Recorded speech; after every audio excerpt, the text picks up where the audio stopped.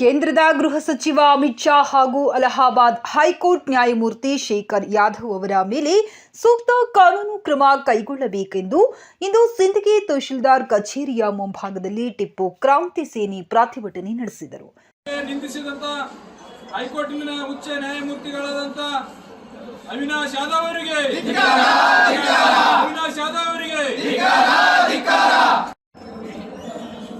ಮಾನ್ಯ ದಂಡಾಧಿಕಾರಿಗಳು ಸಿಂಧಿಯವರ ಮುಖೇನ ಮನವಿ ಪತ್ರ ಸಲ್ಲಿಸಲಾಗುವುದು.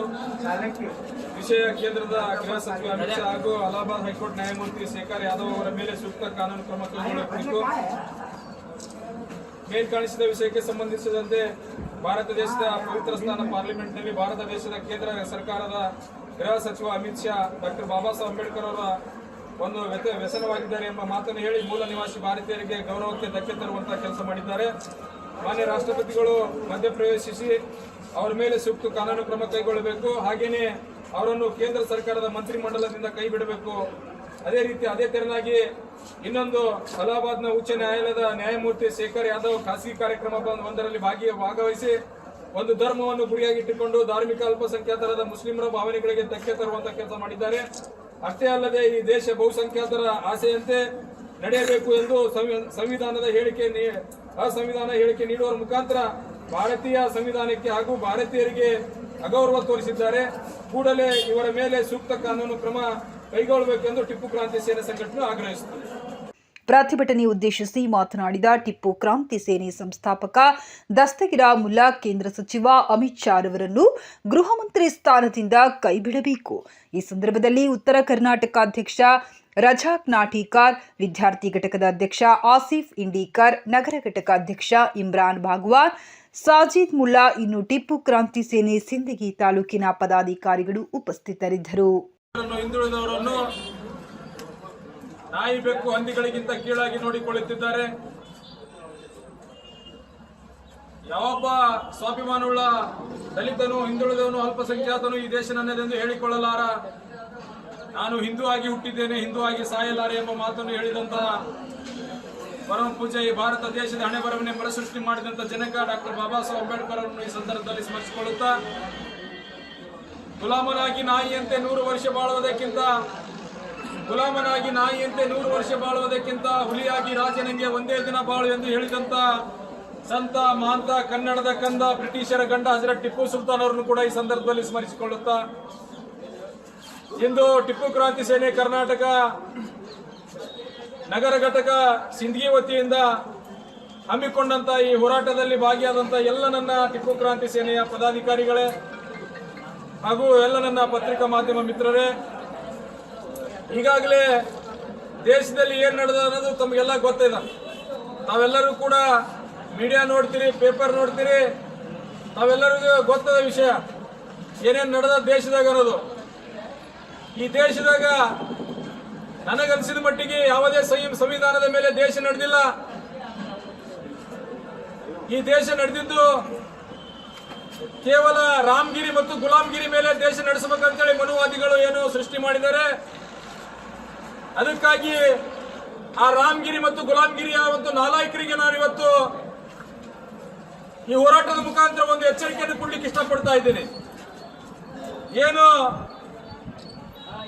ಡಾಕ್ಟರ್ ಬಾಬಾ ಸಾಹೇಬ್ ಸಂಸತ್ನಲ್ಲಿ ಅಧಿವೇಶನದಲ್ಲಿ ಡಾಕ್ಟರ್ ಬಾಬಾ ಸಾಹೇಬ್ ಅಂಬೇಡ್ಕರ್ ಅವರ ಹೆಸರು ಒಂದು ಪ್ಯಾಷನ್ ಆಗಿಬಿಟ್ಟದ. ಅಂಬೇಡ್ಕರ್ ಅಂಬೇಡ್ಕರ್ ಅಂಬೇಡ್ಕರ್ ಅಂಬೇಡ್ಕರ್ ಅನ್ನೋದೇ ನೀವು ಏನಾದ್ರು ಭಗವಾನನ ಹೆಸರನ್ನು ಸ್ಮರಣೆ ಮಾಡ್ಕೊಂಡ್ರೆ ನಿಮಗೆ 7 ಜನ್ಮದ ಸ್ವರ್ಗ ಸಿಕ್ತಿತ್ತು ಅಂತ ಹೇಳಿಸಿದ ಏನು ಅಮಿತ್ ಶಾ ಹೇಳಿದ್ದಾನೆ. ಅದಕ್ಕೆ ನಾವು ತೀವ್ರವಾಗಿ ಖಂಡಿಸ್ತಿದ್ದೀವಿ. ಯಾಕೆಂದ್ರೆ ಅಂಬೇಡ್ಕರ್ ಅನ್ನೋದು ನಮಗೇನು ಫ್ಯಾಷನ್ ಅಲ್ಲ. ಅಂಬೇಡ್ಕರ್ ಅನ್ನೋದು ನಮಗೊಂದು ಸ್ಮರಣೆ. ಯಾಕೆಂದ್ರೆ ಈ ಭಾರತ ದೇಶದಲ್ಲಿ ಯಾವುದೇ ಜಾತಿ ಜನಾಂಗ ತಾರತಮ್ಯ ಮಾಡದೆ, ಹೆಣ್ಣು ಗಂಡು ತಾರತಮ್ಯ ಮಾಡದೆ, ನಿರ್ಜೀವ ಸಜೀವ ವಸ್ತುಗಳಂದು ತಾರತಮ್ಯ ಮಾಡದೆ ಈ ಭಾರತ ದೇಶಕ್ಕೆ ಒಂದು ಒಳ್ಳೆಯ ಸಂವಿಧಾನ ಬರೆದುಕೊಟ್ಟಿದ್ದಾರೆ ಡಾಕ್ಟರ್ ಬಾಬಾ ಸಾಹೇಬ್ ಅಂಬೇಡ್ಕರ್ ಅವರು.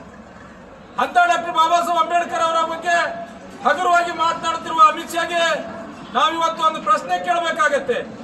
ಡಾಕ್ಟರ್ ಬಾಬಾ ಸಾಹೇಬ್ ಅಂಬೇಡ್ಕರ್ ಅವರು ಈ ಭಾರತ ದೇಶದಲ್ಲಿ ಹುಟ್ಟದೇ ಇದ್ರೆ, ಡಾಕ್ಟರ್ ಬಾಬಾ ಸಾಹೇಬ್ ಅಂಬೇಡ್ಕರ್ ಅವರು ಈ ಭಾರತ ದೇಶದ ಸಂವಿಧಾನ ಬರೀದೇ ಇದ್ರೆ, ಮಿಸ್ಟರ್ ಅಮಿತ್ ಶಾ ನೀನು ನಿಮ್ಮ ಅಪ್ಪ ಹುಟ್ಟಿಯೋ ಇಲ್ಲ ಅನ್ನೋದು ಕೂಡ ಪ್ರೂವ್ ಮಾಡಿ ತೋರ್ಸಕ್ ಆಗ್ತಿರ್ಲಿಲ್ಲ. ಯಾಕಂದ್ರೆ ಇವತ್ತು ಸಂವಿಧಾನ ಕಾರಣಕ್ಕಾಗಿ ನಿನ್ನ ಒಂದು LC ಅಲ್ಲಿ ಮಾರ್ಕ್ಸ್ ಕಾರ್ಡ್ ನಲ್ಲಿ ಯಾವುದೇ ಒಂದು ಡಾಕ್ಯುಮೆಂಟ್ಸ್ ನಲ್ಲಿ ನಿನ್ನ ಹೆಸರಿನಿಂದ ನಿಮ್ಮ ಅಪ್ಪನ ಹೆಸರು ಬರ್ಲಾಕತ್ತದ. ಒಂದ್ ವೇಳೆ ಸಂವಿಧಾನ ಇರದೇ ಇದ್ರೆ ನೀ ಯಾರು ಹುಟ್ಟಿ ಅನ್ನೋದು ಕೂಡ ಪ್ರೂವ್ ಮಾಡಕ್ ತೋರ್ಸಕ್ ಆಗ್ತಿರ್ಲಿಲ್ಲ. ಅದಕ್ಕಾಗಿ ಸಂವಿಧಾನ ಬಹಳ ಮುಖ್ಯವಾಗಿದೆ. ಸಂವಿಧಾನ ಎಷ್ಟು ಮುಖ್ಯವಾಗಿದೆ ಅಷ್ಟೇ ಸಂವಿಧಾನ ಬರೆದಂತ ಏನು ಡಾಕ್ಟರ್ ಬಾಬಾ ಸಾಹೇಬ್ ಅಂಬೇಡ್ಕರ್ ಅಷ್ಟೇ ಮುಖ್ಯವಾಗಿದ್ದಾರೆ.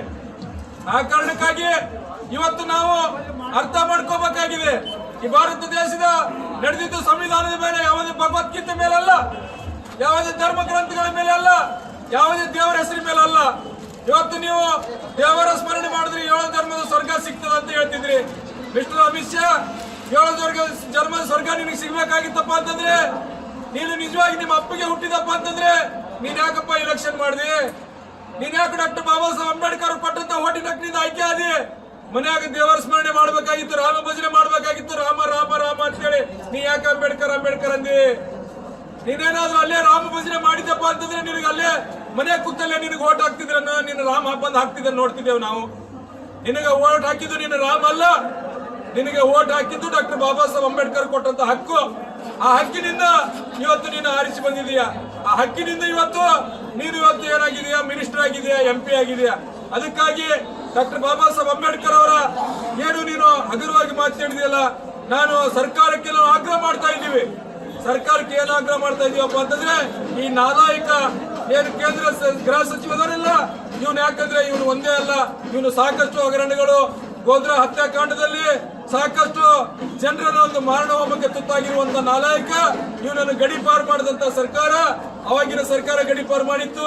ಅವಾಗೆ ಸರ್ಕಾರ ಏನಾದ್ರು ಇಂತ ಒಂದು ಗಡಿಪಾರು ಜನರಿಗೆ ಇವರಿಗೆ ಸೂಟ್ ಮಾಡಿ ಗುಂಡಿಟ್ಟು ಕೊಂದಿದ್ದೇ ಆಗಿತ್ತಪ್ಪ ಅಂತಂದ್ರೆ ಇವತ್ತು ಇಂತ ಹೇಳಿಕೆ ಇವರು ಕೊಡ್ತಿರ್ಲಿಲ್ಲ. ಅದಕ್ಕಾಗಿ ಅವತ್ತು ಸರ್ಕಾರಗಳು ತಪ್ಪು ಮಾಡಿದ್ದಕ್ಕೆ ಇವತ್ತು ಇಂತ ಹೇಳಿಕೆಗಳು ಕೊಡ್ತಾ ಇದ್ದಾವೆ.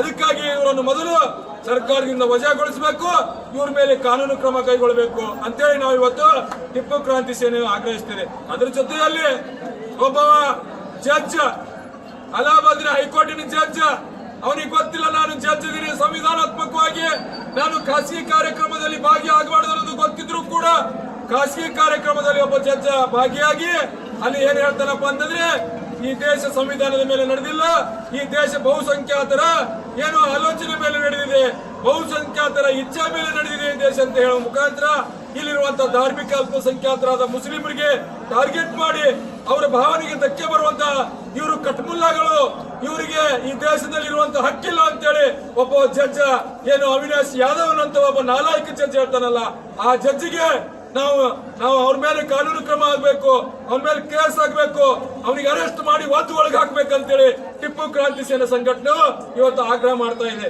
ಅದಕ್ಕಾಗಿ ಬಂಧುಗಳೇ, ನಾವೆಲ್ಲ ಇವತ್ತು ಅರ್ಥ ಮಾಡ್ಕೋಬೇಕು.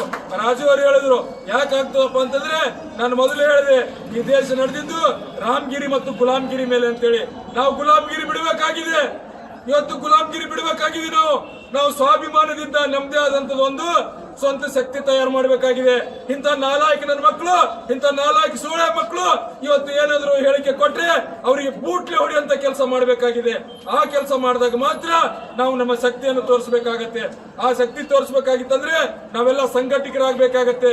ಸಂಘಟಿತರಾಗಿ ಒಂದಾಗಿ ನಾವೆಲ್ಲರೂ ಕೂಡ ಅಂತವರಿಗೆ ತಕ್ಕ ಪಾಠ ಕಲಿಸುವಂತ ಕೆಲಸ ಮುಂಬರುವ ದಿನಗಳಲ್ಲಿ ಮಾಡೋಣ ಅನ್ನೋ ಮಾತನ್ನು ಈ ಸಂದರ್ಭದಲ್ಲಿ ಹೇಳಿ ನನಗೆ ಮಾತನಾಡಕ್ಕೆ ಅವಕಾಶ ಮಾಡಿಕೊಟ್ಟಂತ ಎಲ್ಲರಿಗೂ ಕೂಡ ಅಭಿನಂದಿಸ್ತಾ ನನ್ನ ಮಾತು ಮುಗಿಸ್ತೇನೆ. ನಮಸ್ಕಾರ.